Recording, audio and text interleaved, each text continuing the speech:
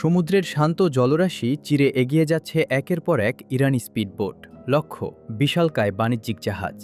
না, এটি কোনো সিনেমার দৃশ্য নয়, বরং হরমুজ প্রণালীতে ইরানের শক্তির এক চরম মহড়া। বিশ্ব বাণিজ্যের সবচেয়ে গুরুত্বপূর্ণ এই জলপথে আবারও নিজেদের আধিপত্য জানান দিল ইরানের ইসলামিক রেভলিউশনারি গার্ড কর্পস বা আইআরজিসি।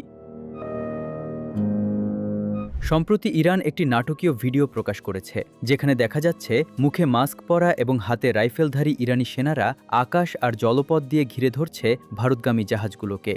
ইপামিনোন্ডাস ও এমএসসি ফ্রান্সিসকা নামের দুটি জাহাজকে মাঝসমুদ্রে থামিয়ে তা কবজায় নেয় তেহরান। কিন্তু কেন এই আক্রমণ? কেনই বা ভারতগামী জাহাজগুলোকে টার্গেট করছে ইরান?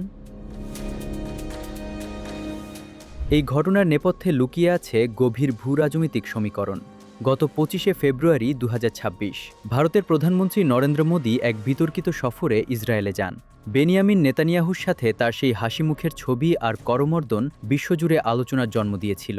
যখন গাজা আর মধ্যপ্রাচ্যে ইসরায়েলি আগ্রাসন চরমে, ঠিক তখন মোদির এই ইসরায়েল প্রীতিকে মোটেও ভালোভাবে নেয়নি তেহরান। বিশ্লেষকরা মনে করছেন, হরমুজে ভারতগামী জাহাজে এই হামলা আসলে মোদির সেই সফরেরই একটি নীরব কিন্তু শক্তিশালী জবাব। ইরানের নিরাপত্তা বাহিনী স্পষ্ট জানিয়েছে, এমএসসি ফ্রান্সিসকা জাহাজটি মূলত জায়নবাদী শাসনের বা ইসরায়েলি মালিকানাধীন।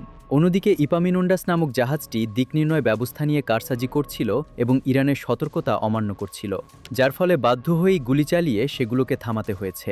ইরানের স্পষ্ট বার্তা, এই জলপথে নিয়ম লঙ্ঘন করা মানেই চূড়ান্ত সীমানা অতিক্রম করা। এই ঘটনায় দিল্লির কপালে এখন চিন্তার ভাঁজ। ভারতের নৌ পরিবহন মন্ত্রণালয় গভীর উদ্বেগ প্রকাশ করে জানিয়েছে, জব্দ হওয়া জাহাজগুলোতে 22 জন ভারতীয় নাবিক ছিলেন। যদিও তারা এখনও নিরাপদ আছেন বলে দাবি করা হচ্ছে, কিন্তু হরমুজ প্রণালীতে ভারতের বাণিজ্যিক জাহাজগুলোর ভবিষ্যৎ এখন চরম অনিশ্চয়তার মুখে। সংঘাত শুরুর পর থেকে এ পর্যন্ত প্রায় 2600-এর বেশি ভারতীয় নাবিককে ওই অঞ্চল থেকে সরিয়ে নিতে বাধ্য হয়েছে মোদি সরকার। ইরান মনে করিয়ে দিয়েছে, হরমুজ প্রণালীর নিয়ন্ত্রণ তাদের হাতে। যারা মধ্যপ্রাচ্যের খুনি জায়নবাদী শাসনের সাথে হাত মেলাবে, তাদের মাশুল দিতে হবে এই জলপথেই। ভারতের প্রধানমন্ত্রী হয়তো ভেবেছিলেন ইসরায়েলের সাথে বন্ধুত্ব বাড়িয়ে পার পেয়ে যাবেন, কিন্তু ইরানের নজরদারি যে কতটা কঠোর তা আজ প্রমাণিত।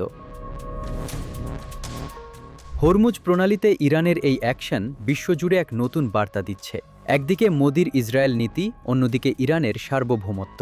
ভারত কি পারবে তাদের বাণিজ্য পথ সুরক্ষিত রাখতে, নাকি জায়নবাদীদের সাথে বন্ধুত্বের মূল্য দিতে হবে এভাবেই? মধ্যপ্রাচ্যের এই আগ্নেয়গিরি শেষ পর্যন্ত কোনো দিকে মোড় নেয়, সেটাই এখন দেখার বিষয়।